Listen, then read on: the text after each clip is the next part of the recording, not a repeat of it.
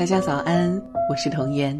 今天要为大家分享的是，女儿永远不要和穷人结婚，妈妈一封信刷爆朋友圈。前些天看到一封妈妈写给女儿的信，信中这样写道：女儿，听到你说要带男朋友回家的时候，我和你父亲很开心，心想着如果合适的话，我和你爸就同意了。但是上周跟他接触后，我们却坚决不同意你们再来往。你很伤心，也很生气，哭着说我们都是为了钱。但是比起你一生的幸福，妈妈还是希望你能想清楚。那个男孩并非良人，因为他太穷了。他的穷不仅仅是金钱，而是精神上的匮乏。恋爱很幸福，但在生活的油盐酱醋里，你一定会因为他的穷而受苦。妈妈不想看见你过得不幸，我和你爸只想让你幸福。看到这里，很多人会说能理解妈妈的想法，毕竟物质上不富裕可以慢慢打拼，但穷以下三样，一生都很难翻身。一，能力穷。前些天看到网友淼淼的故事，淼淼和丈夫陈翔刚结婚的时候，恩爱如初，羡煞旁人。爱情可以只有浪漫，但婚姻大部分时候都是生活。结婚不到2年，这场婚姻就因为突发的疫情彻底破裂。丈夫陈翔的业绩已经有半年未达标，虽然被上级提醒多次，但他依旧不重视。后来公司业绩亏损，除了留几个核心骨干，首先淘汰的就是工作能力不够的。显然陈翔就是其中之一。整整2个月没有公司约他面试，也没有熟人为他引荐。好不容易找到工作，他又嫌工资低，事儿太多，离家太远。没做多久便又不干了，只靠着妻子淼淼撑着整个家的开销和家务，打算年底搬去市区的计划也落空了。淼淼见丈夫不是打游戏，就是出去和朋友喝酒聊天，就问他：你最近工作上有什么规划吗？我们总不能一直和别人合租吧？丈夫却说：你不想住，你自己搬出去，工作我会慢慢找，而且我觉得现在这样挺好，不愁吃不愁穿的。但他不知道的是，他所谓的不愁吃穿，都是淼淼省吃俭用换来的。渐渐的，两人争吵越来越频繁。有一次，妻子淼淼说：你就是一个扶不起的阿斗，跟你在一起，我看不到任何希望。或许是积累已久的怨气，亦或是一时冲动，陈翔一脚踢向淼淼的肚子。什么希望不希望的，我看你就是有能耐了，所以看不上我了是吧？淼淼这才意识到，从一开始他就错了。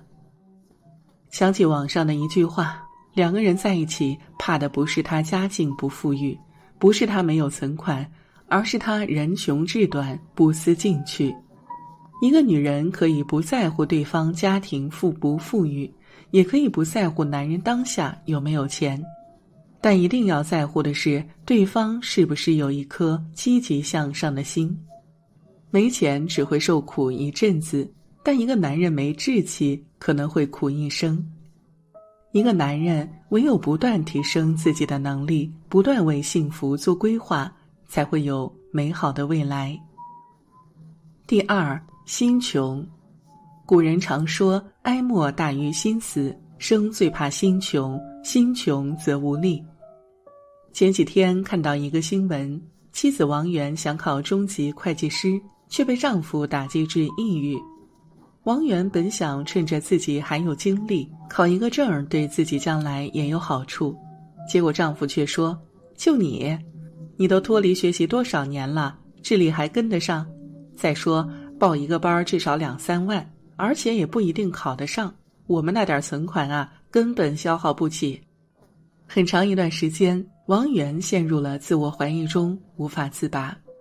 反观我的邻居小燕，虽然她丈夫一开始的工资只有4000，但日子再艰难，他也没有放弃努力，白天跑业务，晚上学习项目管理知识。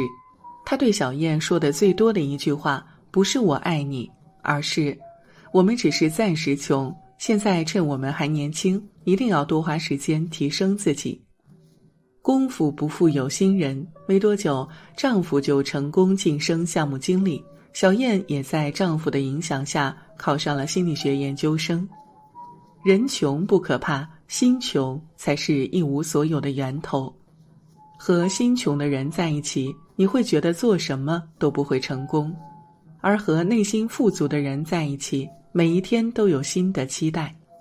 人生很宝贵，远离那些内心贫瘠的人，更不要变成他们其中的一员。唯有内心富足，送到你身边的风景，你才有能力抓住和拥有。三观穷。生活中我们经常会听到这样的话，他对我很好，总是以我为重，他脾气好，我生气都是他先哄我，他温柔体贴，生日纪念日都有惊喜。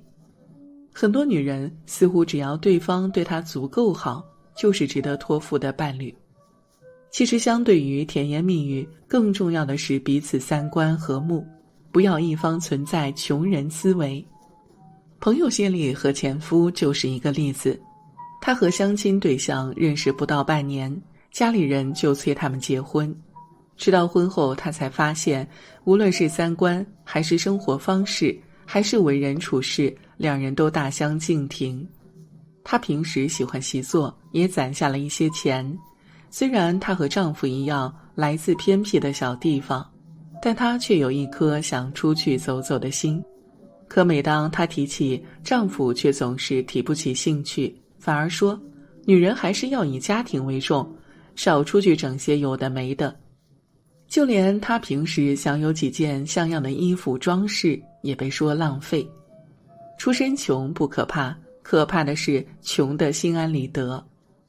谢丽有句话让我印象很深，三观穷的人，无论你怎么努力，都不可能改变对方。我不想花着自己的钱，还要看对方的三观行事。谢丽的原生家庭虽然没有太好，但她没有停滞于现状，而伴侣却安于当下，结局自然是分道扬镳。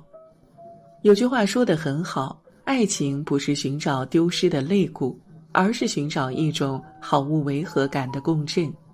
在相同的频率上，爱才能相遇，才能生长。真正好的婚姻是灵魂上的共鸣和三观上的契合。作家鲁迅写道，婚姻中最折磨人的并非冲突，而是厌倦，而唯一能避免彼此厌倦的，就是与有能力的人在一起，会让你的生活充满期待；与内心富裕的人在一起，即使艰难，也永远内心有光；与三观富裕的人在一起，平凡的日子也能过得翩翩起舞。